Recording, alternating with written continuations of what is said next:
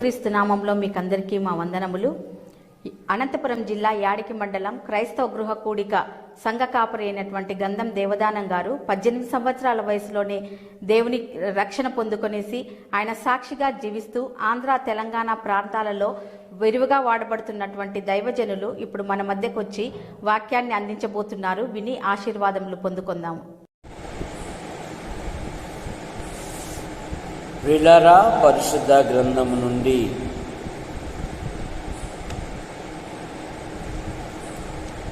మత్తయి సువార్త 7వ అధ్యాయం 24, 25 వచ్చిన. కాబట్టి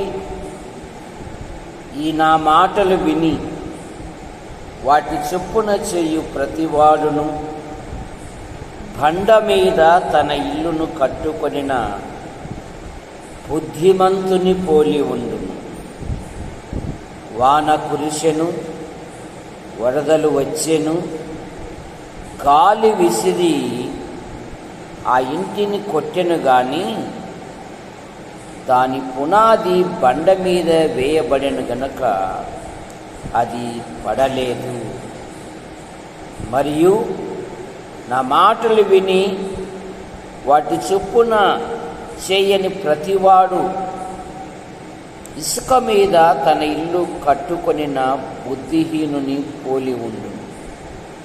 వాన కురిసెను, వరదలు వచ్చెను, గాలి విసిరి ఆ ఇంటిని కొట్టెను, అప్పుడది కూలబడెను. దాని పాటు గొప్పదని చెప్పెను. ప్రార్థన. ప్రేమించిన మా తండ్రి, మీ నామాన్ని బట్టి మీకు స్తోత్రములు చెల్లిస్తున్నాము. రాకడ దినాలు, అంత్య దినాలు, అపాయకరమైన దినాలలో, పగటి కాలములో మా పనులలో, ప్రయత్నములలో, డ్యూటీలలో, ప్రతి ప్రయాణములో మీ కృపాక్షేమాలు ఉంచి సజీవ లెక్కలు చేర్చి మీ ఆవరణములో చేరి మీ మేలను తలంచుకొనుచు పాటల ద్వారా కీర్తించుటకు మీరు ఇచ్చిన ధన్యతను బట్టి మీకు స్తోత్రం. ఇప్పుడు నీ వాక్యమును ధ్యానిస్తుండగా నీ పక్షాన్ని నిలబడిన దాసుడు బలహీనుడు మరుగుపరచండి. నాతోనూ మాతోనూ యంత్ర శబ్దం ద్వారా ఎందరైతే వింటున్నారో ఆకర్షించండి.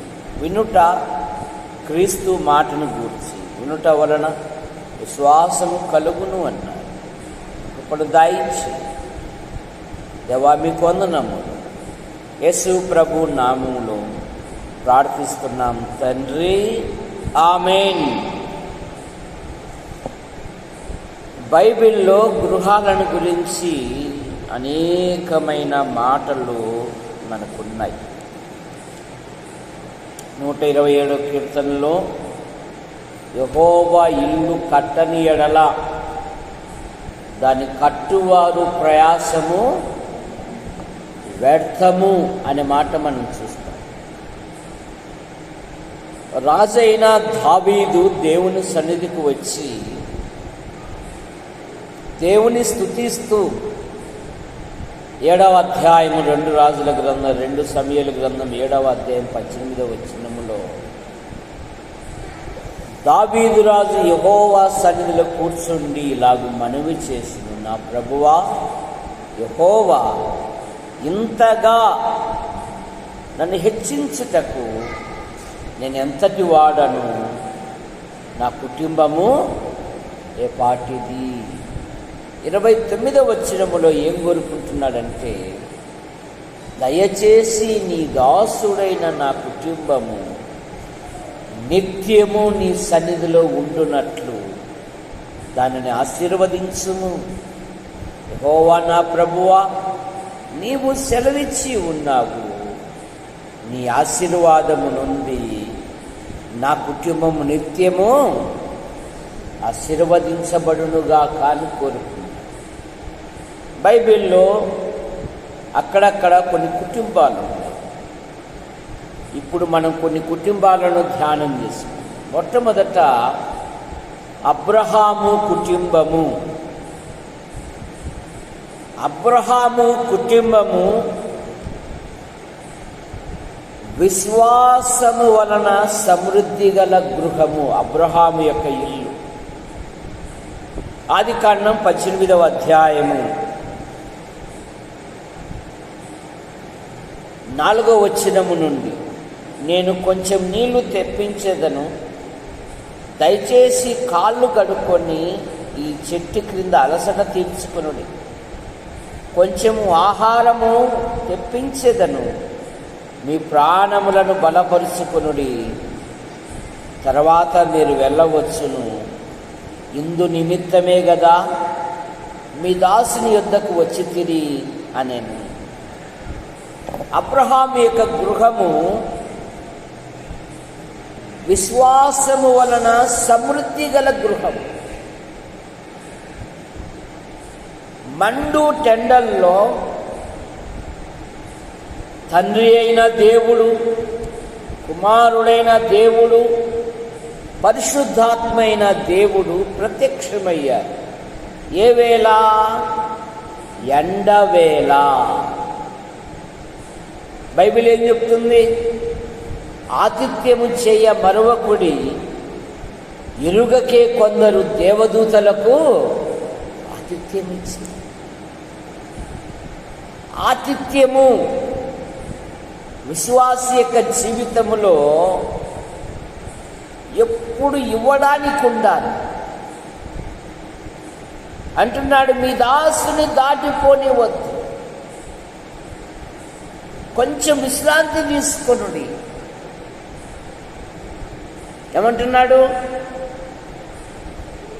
శారాతో అంటున్నాడు, నీవు రొట్టెలను సిద్ధపరచు అంటున్నాడు. పనివాణితో అంటున్నాడు, నువ్వు మాంసమును సిద్ధపరచు. భోజనం చేయుచున్న ఆ శుభ సమయములో తండ్రి అయిన దేవుడు వాగ్దానం ఇస్తున్నాడు. ఏమని వాగ్దానము? 10వ వచనం, అందుకాయన మీదటికి ఈ కాలమున నీ యొద్దకు నిశ్చయముగా మరలా వచ్చే, మరియు నీ భార్య అయిన శారాకు ఒక కుమారుడు కలుగునని. చూసారా? యేసు ప్రభువారు అన్నారు, నా నామమున గిన్నెడు చన్నీళ్ళిచ్చువాడు దాన్ని పోగొట్టుకొనడు అనే మాట మనం చూస్తాం. అంత మాత్రమే కాదు, హెబ్రీ పత్రిక 6వ అధ్యాయము 10వ వచనములో, మీరు చేసిన కార్యమును మరచుటకు మీరు పరిశుద్ధులకు ఉపచారం చేయొచ్చు, ఇంకనూ చేయుచుండుట చేత తన నామం బట్టి చూపిన ప్రేమను మరచుటకు దేవుడు అన్యాయస్తుడు కాదు. కనుక అబ్రహాము గృహము విశ్వాసము వలన సమృద్ధి గల గృహము. లోక సామెత ఉంది కదా, మా ఇంటికి వచ్చారు ఏం తెచ్చారు, మీ ఇంటికి వస్తాము ఏమి ఇస్తారు. అలా కాదు. అబ్రహాము ఇవన్నీ ఆలోచించిన, దయచేసి నీ దాసుని దాటిపోని. విశ్వాసముతో ఆతిథ్యం ఇచ్చాడు. విశ్వాసం వలనే దేవుని స్నేహితుడు అనబడ్డాడు. రెండవ కుటుంబము ఆదికాండం 41వ అధ్యాయము 53వ వచనం. 41వ అధ్యాయము 53వ వచనం, 43వ వచనం. తన రెండవ రథం మీద అతను ఎక్కించెను. అప్పుడు వందనము చేయుడని అతని ముందరున్న జనులు కేకలు వేసి అట్లు ఐగుప్తు దేశం అంతటి మీద అతన్ని నియమించెను. 52వ వచనం, నాకు బాధ కలిగిన దేశమందు దేవుడు నన్ను వృద్ధి పొందించెను. యోసేపు గృహము పరిశుద్ధత వలన సమృద్ధి కలిగిన గృహము. యోసేపు యాకోబునకు ముద్దుల కుమారుడు. తనకంటే ముందు జన్మించిన అన్నల కంటే యోసేపును అధికముగా యాకోబు ప్రేమించాడు. రంగురంగుల చొక్క తొడిగించాడు. కానీ యోసేపు సోదరులు అతని మీద పగబట్టిరి, అసూయపడిరి, మరింత పగబట్టి అమ్మి వేశారు. పీడ విలుగడైందిలే అనుకున్నారు యోసేపు యొక్క సోదరులు. కానీ ఏ దేశానికైతే బానిసగా అమ్ముడుపడ్డాడో తన ఆధ్యాత్మిక జీవితములో అనేకమైన యవనస్తులు, యవనరాలు నేటి దినాలలో యెషయా గ్రంథంలో మనం ఒక మాట మనం చూస్తాం, వారి కాళ్ళు పాపము చేయ పరుగులెత్తుచున్నవి అన్న మాట మనం చూస్తాం. కానీ యోసేపు అమ్మో దేవునికి విరోధముగా ఈ పాపం చేసి ఎలాగూ మూట కట్టుకొందునని ఆ యవనేచ్ఛల నుండి, పాపేచ్ఛల నుండి, తుచ్చమైన అభిలాషల నుండి పారిపోయాడు. తన ఇంటిలో పవిత్రత కాపాడుకున్నాడు, తన ఒంటిలో పవిత్రత కాపాడుకున్నాడు. ఇప్పుడు అంటున్నాడు, ఏ దేశమందు నేను బాధపడినానో అదే దేశములోనే దేవుడు నన్ను అభివృద్ధి. యోసేపు గృహము పరిశుద్ధత వలన సమృద్ధి. ఆఖరికి వృద్ధాప్యములో కూడా అంటాడు యోసేపు తన సోదరులతో, మీరు నాకు కీడు చేయ ఉద్దేశించింది కానీ నేటి దినమున బహుజనులకు బ్రతికించినట్లుగా అది మేలుకే దేవుడు ఉద్దేశించెను. కాబట్టి భయపడకుడి, నేను మిమ్మును మీ పిల్లలను పోషించదను. బోయాజు గృహము ధర్మశాస్త్రము వలన సమృద్ధి గృహము. బోయాజు యొక్క ఇల్లు. బోయాజు చాలా ఆస్తిపరుడు. ఎక్కడికి వెళ్ళిన తన నోటిలో వందన వచనమే కనపడుతుంది కానీ మరొక మాట కనపడదు. విశ్వాసుల నోటల్లో ఏముండాలంటే కృతజ్ఞత వచనమే ఉండాలి. ఋతు గ్రంథం 2వ అధ్యాయము 4వ వచనం. ఋతు గ్రంథం 2వ అధ్యాయము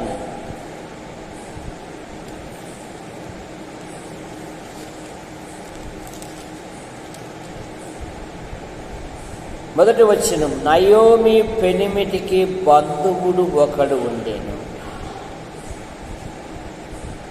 అతడు చాలా ఆస్తిపరుడు. 4వ వచనం. బోయాజు బెత్లెహేము నుండి వచ్చి యెహోవా మీకు తోడై ఉండునుగాక అని చేను కొయ్యి వారితో చెప్పగా వారు యెహోవా నిన్ను ఆశీర్వదించునుగాక. దేవుని పిల్లలు కలుసుకున్నప్పుడు ఒకరినొకరు వందనాలు చెప్పుకోవాలి. ప్రభువైన యేసుక్రీస్తు వారు ఈ లోకానికి రాకమునుపు మరియమ్మ గర్భములో ఉన్నప్పుడు, యోహాను ఎలిజబెత్ గర్భములో ఉన్నప్పుడు గర్భవతులు ఒకరు ఒకరు కలుసుకుని వందనాలు చెప్పుకుంటా ఉంటే గర్భములోని శిశువులు ఆనందముతో కేకలు వేసిరి అనే మాట మనం చూస్తాం. కనుక నీ ఆధ్యాత్మిక జీవితంలో విశ్వాసి కృతజ్ఞత వచనమే ఉచ్చరింపవలనను కానీ లోక సంబంధమైన సంభాషణ విశ్వాసి నోట్లో ఉండకూడదు. బోయాజు బెత్లెహేము నుండి చేనులోకి వస్తూ ఉంటే ఆ పైరు కోస్తున్న వారితో బోయాజు అంటారు, దేవుడు మిమ్మల్ని దీవించునుగాక అంటే యెహోవా నిన్ను ఆశీర్వదించునుగాక అంటున్నారండి. ధర్మశాస్త్రం వలన సమృద్ధి గల గృహము బోయాజు గృహము, దావీదు గృహము. నీతి వలన సమృద్ధి గల గృహము. 2 సమూయేలు గ్రంథం 9వ అధ్యాయములో రాజైన దావీదు ఇశ్రాయేలీయులకు రాజుగా ఉన్నాడు. తన మామగారి యొక్క సమస్త ఆస్తి పొలములు అన్నీ దావీదు స్వాధీనములో ఉన్నవి. ఇప్పుడు బోయాజును ప్రభు బల్ల యొద్ద, తన బల్ల యొద్ద కూర్చొని పెట్టుకొని ఏమంటున్నాడంటే 9వ అధ్యాయం 2 సమూయేలు గ్రంథం 9వ అధ్యాయము 7వ వచనం, నీ తండ్రి అయిన యోనాతాను నిమిత్తము నిజముగా నేను నీకు ఉపకారము చూపి నీ పితరుడైన సౌలు భూమి అంతయు నీకు మరలా ఇప్పింతును.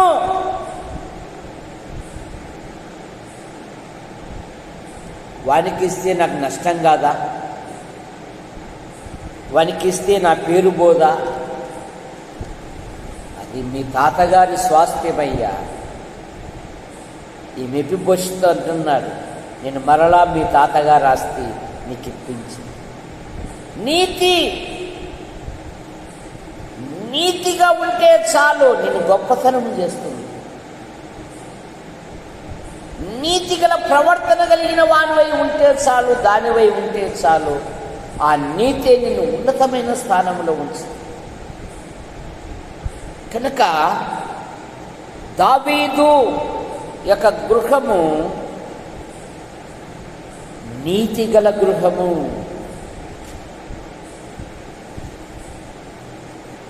మా అమ్మ మా నాన్న బాల్యంలోనే మమ్మల్ని వదిలేసి వెళ్ళిపోయారు.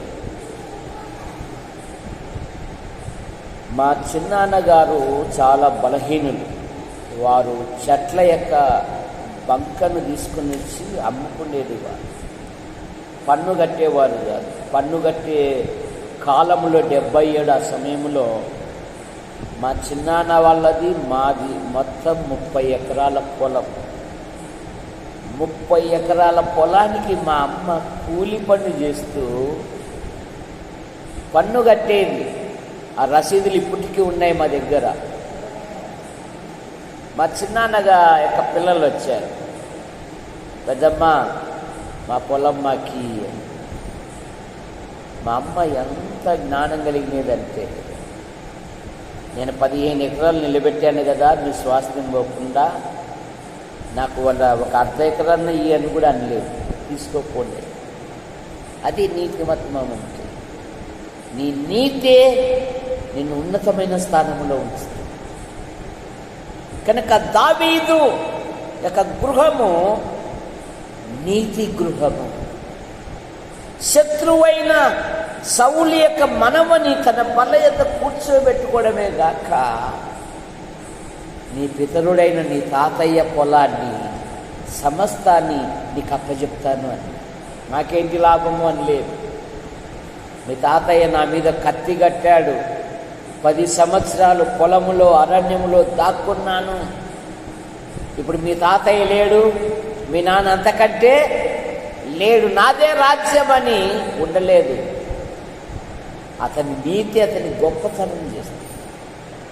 కనుక ఆకలి నిమిత్తము నీతి గలవారు ధన్యులు అని బైబిల్ సెలవిస్తాం.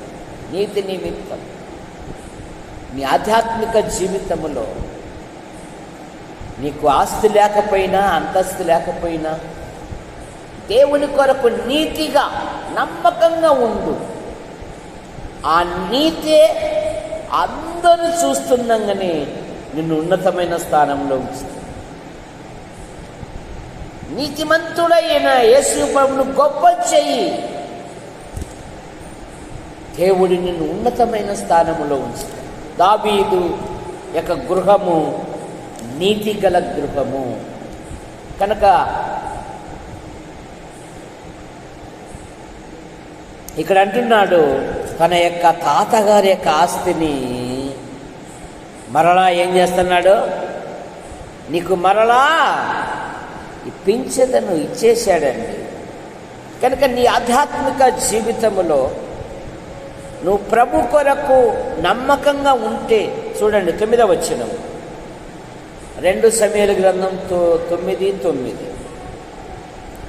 రాజు సౌలు సేవకుడైన సీబాను పిలిపించి, సౌలునకును అతని కుటుంబమునకును కలిగిన సొత్తంతటిని నీ యజమానుని కుమారునికి నేను ఇప్పించి ఉన్నాను. ఇచ్చేశాడు. నేను ఇప్పించదను.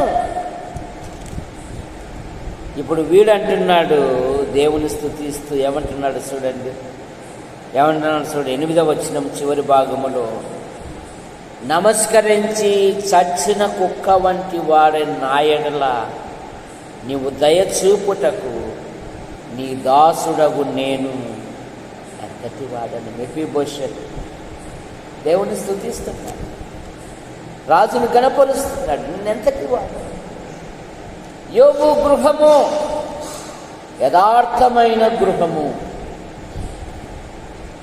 యథార్థవంతులకు ఆయన ఏ మేలు చేయక, ఆస్తి పోయినా, సంతానం పోయినా, శరీరం మీద దాడి చేసి అనారోగ్య పరిస్థితులు ఏర్పడినా, నోటి మాటతో కూడా యోబు దేవుణ్ణి దూషించాడు. యెహోవా ఇచ్చెను, యెహోవాయే తీసుకొనెను. అతని భార్య అంటున్నది, నీవింకను యథార్థత వదలకుందువా.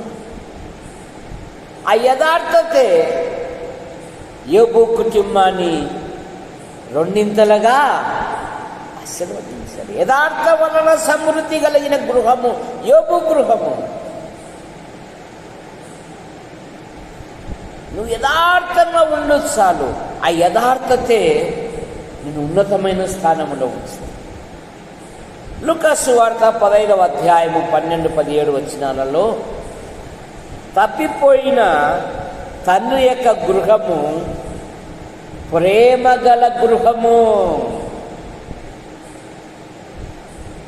తప్పిపోయిన తండ్రి, కుమారుని యొక్క తండ్రి గృహము ప్రేమ వలన సమృద్ధి కలిగిన గృహము. నువ్వు ప్రేమను సంపాదించుకో, ప్రేమ కలిగి ప్రవర్తించు. తప్పైన కుమారుడు తండ్రి యొద్దకు వచ్చి, వాడు ఇంకా దూరముగా ఉండగానే పరిగెత్తుకొని వెళ్ళి వారిని ముద్దు పెట్టుకొని కౌలించుకొని తన దాసులతో అంటున్నాడు, వీడు ఏమైతే కోల్పోయాడో అవన్నీ అప్పగించాలి. చనిపోయిన నా కుమారుడు చనిపోయి తిరిగి బ్రతికి. వాడు ఆ దూరదేశంలో అంటున్నాడు, నా తండ్రి ఇంట కూలి వాళ్ళకు సమృద్ధి అయిన ఆహారము గలదు. సమృద్ధి అయిన ఆహారం. దేని వలన? ప్రేమ వలన. నువ్వు ప్రేమ కలిగి ఉండు. మదర్ తెరీసా ప్రేమదారని భారతదేశానికి గొప్ప సేవ చేసింది. ఆ యొక్క కలకత్తా వీధుల్లో 10 మంది ప్రజలను సిద్ధపరిచి, మీరు ఏ వ్యక్తిని కోరుకుంటారు అంటే ఇప్పటికీ 8 మంది జవాబిస్తారంట. మదర్ తెరీసా గొప్ప సేవ చేసింది. ప్రేమ అనే పదముతో వచ్చింది, ప్రేమను పండించింది. నిర్మల్ హృదయ ఇప్పుడు ప్రపంచంలో 191 స్థలాలలో ఆ సేవ కొనసాగుతూనే ఉంది. కనుక తప్పిపోయిన కుమారుని యొక్క గృహము, తండ్రి యొక్క గృహము ప్రేమ వలన సమృద్ధి గల గృహము. ఇక 7వది అపోస్తుల కార్యాలు 10వ అధ్యాయము మొదటి 2 వచనాలలో కొర్నేలి గృహము భయభక్తుల వలన సమృద్ధి గల గృహము. భయభక్తులు. అపోస్తుల కార్యాలు 10వ అధ్యాయం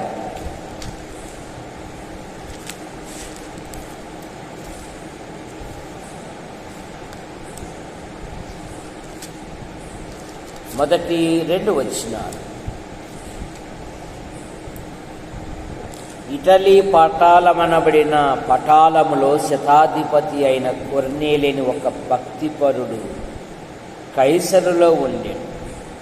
అతడు తన ఇంటి వారందరితో కూడా దేవుని యందు భయభక్తులు గలవాడై ఉండి ప్రజలకు బహుధర్మము చేయుచు ఎల్లప్పుడూ దేవునికి ప్రార్థన. భయభక్తులు కలిగిన వలన కొర్నేలి ఇల్లు సమృద్ధి కలిగిన గృహము. బహుదాన కార్యములు, బహుధర్మములు. ఎక్కడ వినబడినాయి ఈ కార్యక్రమాలు? చెప్పుకల ఎక్కడ వినబడినాయి? ఈయన చేసే కార్యాలు ఎక్కడ వినబడినాయి? గిన్నీస్ బుక్లోనా? ఎక్కడ వినబడినాయి?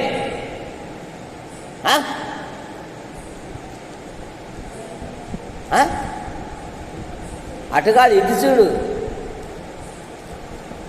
పరలోకమునకు చేరాయంట. ఎక్కడ చేరాయంట? పరలోకమునకు. చూడండి, అక్కడే ఉంది చూడండి. 10వ అధ్యాయంలో 4వ వచనం. నీ ప్రార్థనలు, నీ ధర్మ కార్యములు దేవుని సన్నిధికి జ్ఞాపకార్థముగా చేరినవి. మనుషుల యొద్ద కాదంట. ఎక్కడ చేరినాయంట? పరలోకములో ప్రశంసిస్తున్నారంట. పరలోకములో కొర్నేలి యొక్క కుటుంబాన్ని జ్ఞాపకం చేసుకుంటున్నారంట. అతడు తన ఇంటికి వస్తే ఎవరినైనా కానివ్వండి, తనకున్న ఉన్న ముద్దను కూడా ఇచ్చేస్తాడండి. యోహాను అంకులు ఒకసారి ఆయన ట్రైన్ నుండి ఇంటికి వస్తున్నాడు. బాగా ఎత్తు మనిషి కదా. ఒకడు సొక్కా లేక కనపడినాడు. ఆయన నడుచుకుంటూనే వస్తున్నాడు. వాడిని చూసి ఆయన సొక్కా ఇప్పేసి వాడిని తగిలించుకొని బనియంత ఇంటికి వచ్చాడంట. ఆయన ఎట్లా వచ్చాడంట? అంత గొప్ప మనిషి. అయ్యో, నేను చొక్కా లేకోకుండా వెళ్తే నా బాడీ చూస్తాను, నాకు క్షేమం అయిపోతుంది, నాకు అవమానం అయిపోతుంది. అది కాదు, ఆయన చొక్కా లేని వాడు బాధపడుతున్నాడు అని తన ఉన్న చొక్కా అతనికి ఇచ్చేసి నడుచుకుంటూ వచ్చేస్తాడు. రైల్వే స్టేషన్కి కూడా ఒకసారి నడుచుకుంటూనే వెళ్ళిపోతాడు. నేను పరిగెత్తలేను, ఆయనతో పాటు నడవడం కాదు, పరిగెత్తలేను, చట్ట చట్ట చట్ట వెళ్ళిపోతాడు. నీ నీపే నేను ఉన్నతమైన స్థానంలో కనుక 7 గృహాలు ఏమేమి? 1 అబ్రహాము ఇల్లు సమృద్ధి, విశ్వాసము వలన సమృద్ధి గల గృహం. యోసేపు ఇల్లు పరిశుద్ధత వలన సమృద్ధి గల గృహము. బోయాజు ఇల్లు ధర్మశాస్త్రం వలన సమృద్ధి గల గృహము. దావీదు గృహము నీతి వలన సమృద్ధి. యోబు గృహము యథార్థత వలన సమృద్ధి. తప్పుపోయిన కుమారుని యొక్క తండ్రి ఇల్లు ప్రేమ వలన సమృద్ధి. కొర్నేలి గృహము భయభక్తులు గల వలన సమృద్ధి. కనుక మన కుటుంబాలు మరి ఎలా ఉంటుందో ప్రార్థన చేస్తాం. ప్రేమించిన మా తండ్రి, మీ నామాన్ని బట్టి మీకు స్తోత్రములు చెల్లిస్తున్నాము. రాకడ దినాలు, అంత్య దినాలు అపాయకరమైన దినాలలో పగటి కాలమంతా మీరు కాపాడినారు. ఈ రాత్రి బహుమానంగా ఇచ్చారు, మీకు స్తోత్రం.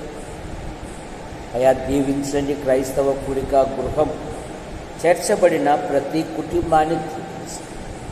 కొందరు ప్రభుత్వ శాఖల్లో, ప్రైవేటు సంస్థల్లో విభిన్న రీతిగా రాత్రి పగలు డ్యూటీలు చేయించండి. నైనా ఎవరు ఏ విధమైన బలహీనతలు గురి కానివ్వకుండా కాదు. మా మండలం నుండి ఉపాధి కొరకు, విద్య కొరకు, నైనా మరి ఉద్యోగం కొరకు బయటకు వెళ్ళారు.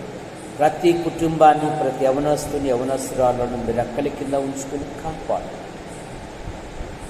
డిసెంబర్ 1వ తేదీ నుండి రాజయ్య 2వ కుమారునికి పరీక్షలు, దొరైస్వామి కుమారునికి పాల్ 13 నుండి పరీక్షలు. ఆయా రీతిలుగా పరీక్షలు రాసే బిడ్డలను కూడా మీరు ఆశీర్వదించండి. ప్రతి సబ్జెక్టులో మంచి ఫలితాలతో పాస్ అవునట్లుగా మీకు కృపను దాయించండి. కొందరు రాలేకపోయారు, మరొక తరుణమును దాయించండి. మా మండలంలో ఉంటున్న ఆసుపత్రి, MRO, MDO, panchayat, police station, మా మండల నాయకులను, అధికారులను మీరు ఆశీర్వదించండి. మా జిల్లా కలెక్టర్ను, కార్యాలయమును, నాయకులను మీరు ఆశీర్వదించండి. మా తెలుగు రాష్ట్రాల ముఖ్యమంత్రులను దీవించండి. ఈ వరదల వలన చిక్కుకొని ఆహారం లేక అలమటిస్తున్న ప్రజలను దర్శించండి. దేవ, అక్కడ సేవలు జరుగునట్లుగా, వారికి సహాయపడినట్లుగా దేవ మీరు కార్యం జరిగించండి. నేను మీకు వందనాలు. మా రాష్ట్ర గవర్నర్ గారిని, మా దేశ ప్రధాని దీవించండి.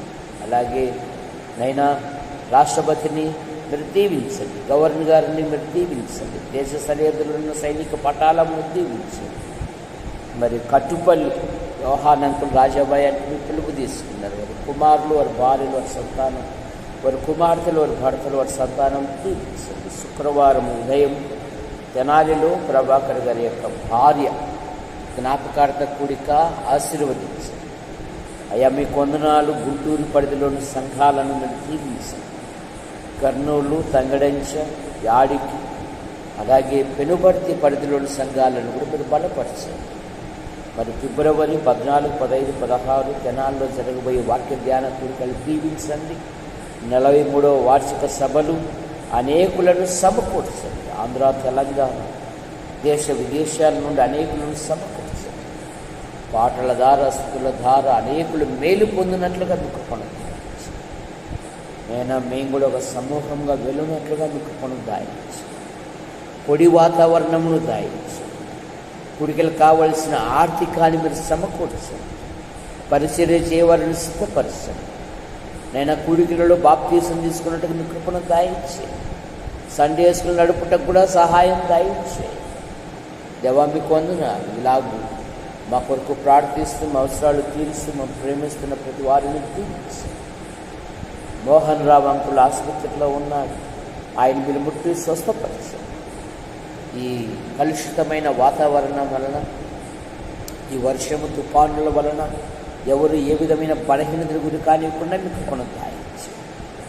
శ్వేత మరి ఆమె భవిష్యత్తులో ఉద్యోగ విషయంలో కూడా మీకు కొనసాగించి. లారీ రిపేర్ అవుతుండగా మీరు ఆశీర్వదించి. ఇలాగ అన్ని విషయాలలో మీరు మహిమ పొందామని, ఎంత శబ్దం ద్వారా ఎదురైతే వింటున్నారో దీవించండి. మా కొరకు ప్రార్థిస్తూ, మా అవసరాలు తీరుస్తూ, మేము ప్రేమిస్తున్న ప్రతి వారిని దీవించండి.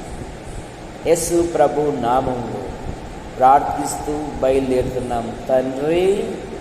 ఆమేన్. అందరికీ వందనాలు.